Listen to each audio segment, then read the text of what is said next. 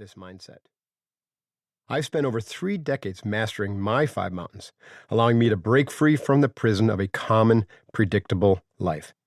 Freedom isn't free, and it takes work, but it is seriously worth it. I wrote this book to teach you how to master your 5 mountains so you can live the uncommon life too. I know we're not all born equal, in the sense that we're not all gifted with genius IQs like Marilyn Vos Savant, or with the ability to compose music like Hans Zimmer.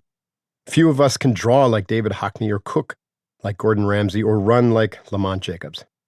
Some of us know the square root of 324 off the top of our heads, but most of us have forgotten the basic multiplication tables by adulthood, as we're busy launching careers, paying bills, or raising kids. I admit to possessing none of those qualities, in case you're wondering. But I have learned that though everyone can't be a prodigy, everybody does have vast, untapped potential.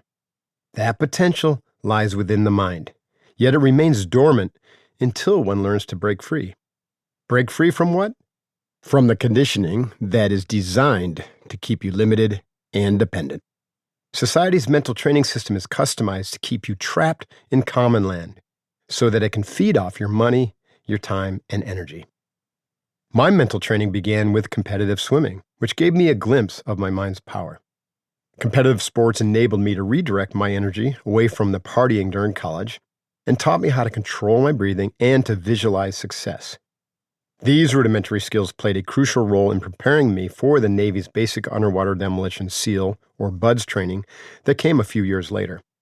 I'm grateful for the physical aptitude I was born with to be an athlete.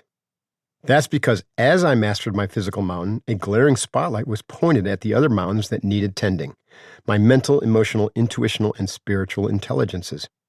Turning my attention to training these is what led to the breakthrough. I found mental toughness through sports and endless hours in the wilds of upstate New York.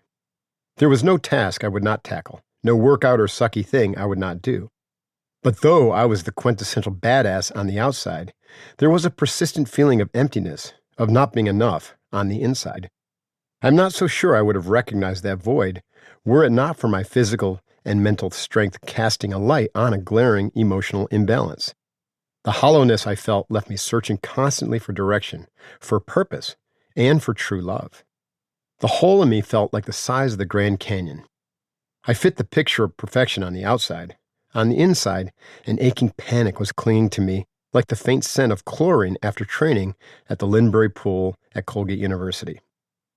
I was only subtly aware of this existential struggle and couldn't grab onto it to study it closely.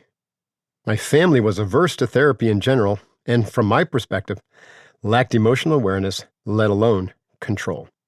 Emotional nuance was alien to my conditioned mind, so I just ignored it until I couldn't any longer. So yes, I was a common kid who grew into a common man. I followed the rules impressed on me by my family, by my schooling, and society. I was afraid to be different, to speak my truth and risk being cast out. I didn't know how to develop my inner strength beyond the basics of mental and physical toughness, so I accepted that living with chronic dissatisfaction was normal. Shame, negativity, jealousy, and self-questioning drove my behavior. I was convinced that true happiness was a fantasy, or possessed by others somehow superior to me. I'd taken on the role of the overachiever, yet was unraveling on the inside. My spirit was in a real slump. Then, when I started my first career in Manhattan in 1985, I found meditation. After many hours training with this new tool, I received a life-changing sign from my intuition. No, it wasn't a double rainbow after a tough day or an apparition of my great-grandfather telling me I was special. It was an actual sign in a window, and it was pointing me toward an uncommon life, which was out there waiting. I just had to commit to the challenge, and I did. I'll tell the rest of that story later. Being uncommon means moving closer to the best version of yourself every day.